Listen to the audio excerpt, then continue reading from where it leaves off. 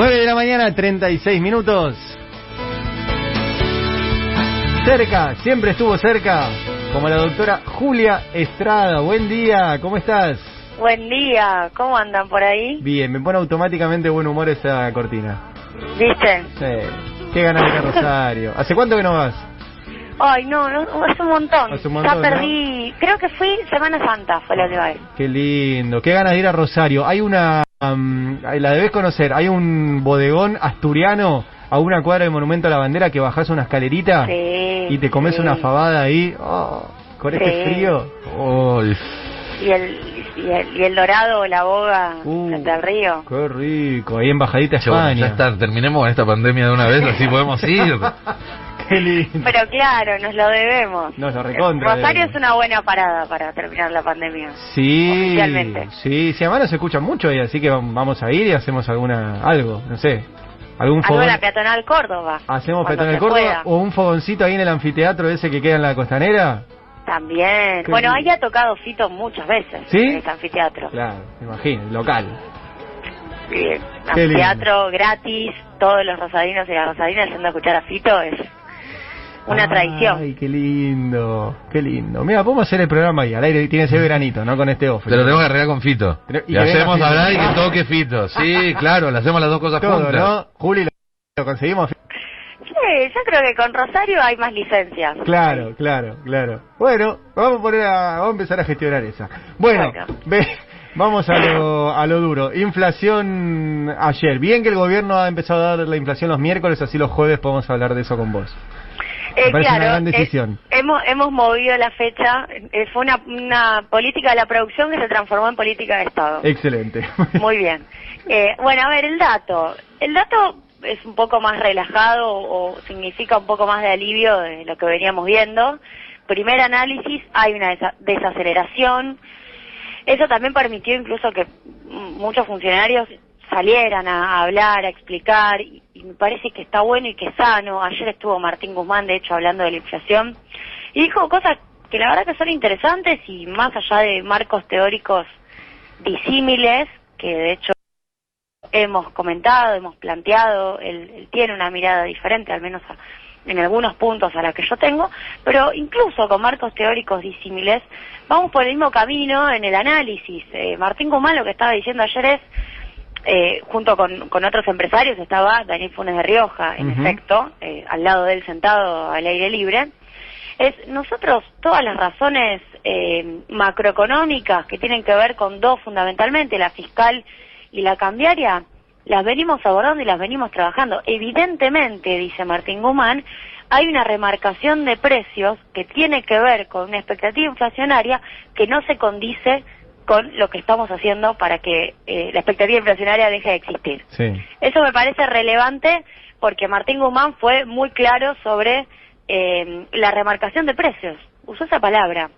Sí. Yo creo que entonces nos vamos acercando al menos a una mirada común respecto de la inflación, incluso con una diferencia notable en algunos aspectos en los marcos teóricos. Sí.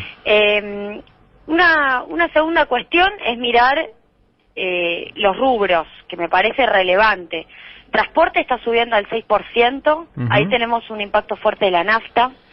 Salud está subiendo al 4,8%, esto está por encima del 3,3% del promedio, que significa una desaceleración. ¿Por qué? Y porque venimos de 4,1 en abril y de 4,8 en marzo. Tenemos restaurantes y hoteles creciendo al 3,7%. Son los tres rubros que están creciendo por arriba del promedio. Y alimentos con 3,1, bueno, también muy arriba porque pensemos que debería estar más abajo considerando la cantidad de controles que está existiendo en este contexto. Esto a priori a modo de análisis de los principales rubros y lo que viene ocurriendo. Ahora, ¿qué va a pasar para adelante? Bueno, yo adelanté, junio tenía gas y telecomunicaciones como dos aumentos relevantes este mes que estamos atravesando, por ende, junio va a ser uno de los últimos meses con impacto de precios regulados, importante, porque después nos queda julio con el segundo aumento de telecomunicaciones. Ahí atenti, porque están aumentando, ¿viste? Da 3% en junio y van a aumentar otro 5% en julio. Hay presiones de las prepagas, no se ha convalidado ningún aumento aún de las prepagas, pero lo que digo es, después de julio, según el calendario que estamos viendo, no hay más aumentos de regulados. Regulado, digo, la inflación se divide en inflación núcleo, inflación de regulados, inflación de estacionales. En general, la que vos podés controlar como Estado, la que autorizás, es la de regulados, que son los servicios fundamentalmente. Y luego está la núcleo, en donde están los alimentos, que la podés controlar, podés establecer regulaciones, pero vos no sos el que dice efectivamente cuánto van a aumentar los alimentos, producto de que en última instancia tenés el sector privado remarcando. Esto es el gran debate de esta etapa, hasta qué punto la regulación estatal tiene poder o tiene peso.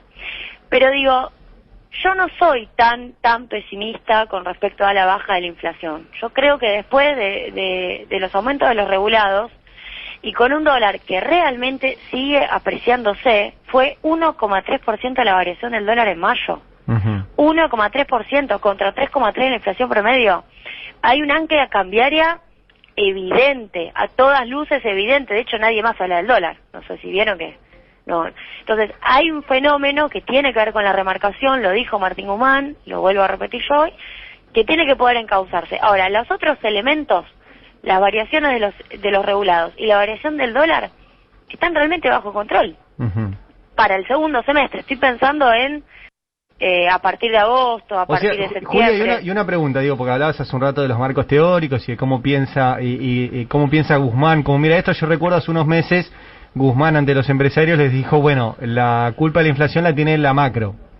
Entonces, y la macro es una responsabilidad estatal, por lo tanto, la crítica nuestra era, Guzmán está diciendo que la responsabilidad de la inflación es del Estado. Ahora, efectivamente, como vos está diciendo, la macro está controlada, pero la inflación sigue igual, o sea que no está tan acoplada la macro a la inflación. Bueno, eso es lo interesante, porque en última instancia la discusión es esa. A ver, si es un problema de señales, y si hay una cuestión de expectativas de parte del mundo empresarial que considera que la macro no se ordena y por ende tienen expectativas inflacionarias que además están asociadas a una inercia que dejó el macrismo, que la conversábamos el martes con Roberto Navarro. Bueno, si uno plantea que vos hiciste todo, pero los empresarios siguen con esas expectativas, y medio que la responsabilidad está más del otro lado que de este lado. Ahora, si vos seguís diciendo que la cuestión es macroeconómica y que no hay formación de precios, y la responsabilidad es más del Estado. Yo, digamos, me pareció escuchar a un Martín Guzmán que habló de formadores de precios, que habló de remarcación. Él, de cualquier manera, entiende que hay dos patas, una de ellas es la monetaria, que tiene que ver con la emisión de medida o la emisión excesiva que te impacta en los precios, que yo no creo que haya que negarla, lo que no creo que sea determinante en este contexto. Y luego la otra pata, que es la cambiaria, en donde yo sí creo que evidentemente hay una vinculación, es decir, por el lado de los pesos y por el lado del dólar, la inflación se te puede acelerar o se te puede desbordar.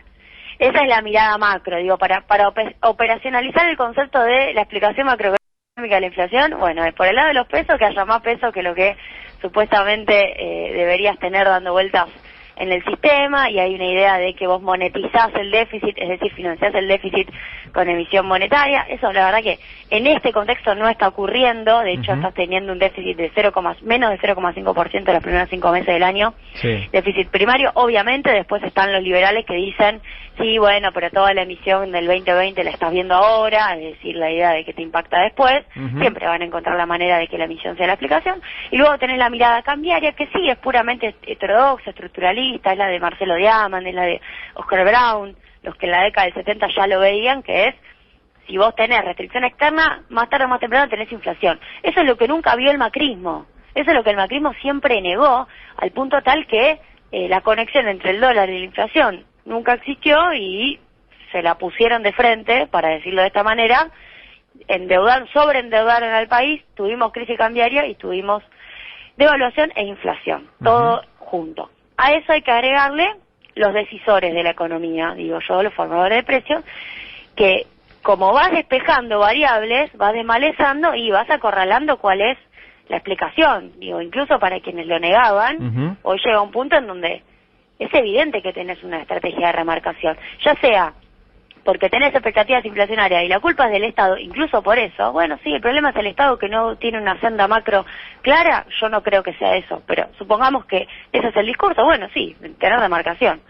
O ya sea, el problema es que los empresarios realmente no quieren ser parte de este modelo de desarrollo, o hay varios empresarios que uno tiene dudas respecto de si quieren ser parte de este modelo de desarrollo, bueno, está remarcando. Entonces, me parece que uno va despejando. Y ayer Daniel Funes de Rioja dijo, cuídennos en relación a no nos estigmaticen, no nos echen la culpa. A mí no deja de sorprenderme, porque si hay algo que hace este gobierno es que al empresario que invierte lo aplaude. Alberto Fernández les agradeció, creo que citando algunos nombres en particular a quienes hicieron el aporte extraordinario de grandes fortunas. Sí. Cuando además era una ley, les agradeció. Acá los empresarios que invierten no solo se les agradecen, sino que son parte de la historia. Porque parece que hay que ponerlo en esos términos. Y además, el cuídennos, hubo un plan de salvataje masivo de empresas el año pasado. Sí, sí. Ahí, un gobierno que cuidó al mundo empresarial fue este. No, eso te iba a decir, algo que siempre charlamos con Roberto también. Hay esa falsa idea de que el peronismo es antiempresario. Cuando todo lo contrario.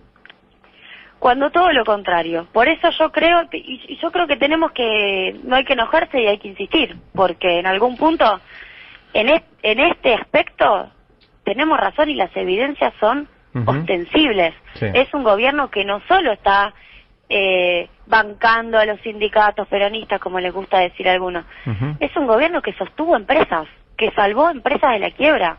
El caso de IMSA incluso, debería ser un caso que hasta los debería tranquilizar, está el Estado ahí acompañando en situaciones complicadas. Sí. Parece que eso también es relevante porque de otra manera gana un discurso crítico en relación al rol, particularmente de los gobiernos peronistas, y en relación al rol del Estado con el mundo empresarial como si fuera una oposición intrínseca. Y hoy el Estado y el mundo empresarial van de la mano. Hay un tema también, Julia, perdón, te saco un poco del tema de tu columna, pero recién mencionabas que el Estado salvó muchas empresas el año pasado.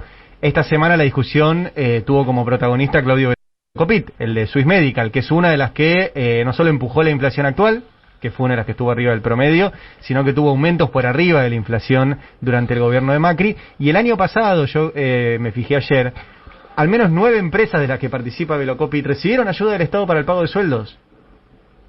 Entre ellas Swiss Medical y otras firmas en las que él participa. Incluso él se anotó como CEO de la empresa y cobró parte de su sueldo de manos del ANSES. O sea, y hoy se queja de una falsa idea, que no es así, de que se quiere estatizar el sistema de salud. Hay algo más que la guita, ¿no? Hay una cuestión ideológica también. Sí, por eso creo que incluso de nuestro lado no tiene ni sentido sobre ideologizar la discusión, porque hay hechos y hay medidas de política económica. Y no hay buenos y malos, siempre hay intereses.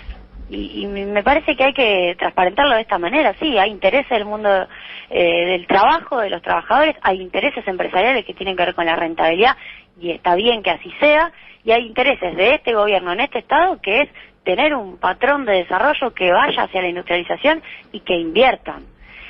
Esos son intereses. Si no los podemos conciliar, en todo caso transparentemos que no los podemos conciliar. Claro. Pero no hay buenos y malos, ni gobiernos que no apoyan al mundo empresarial. Al contrario.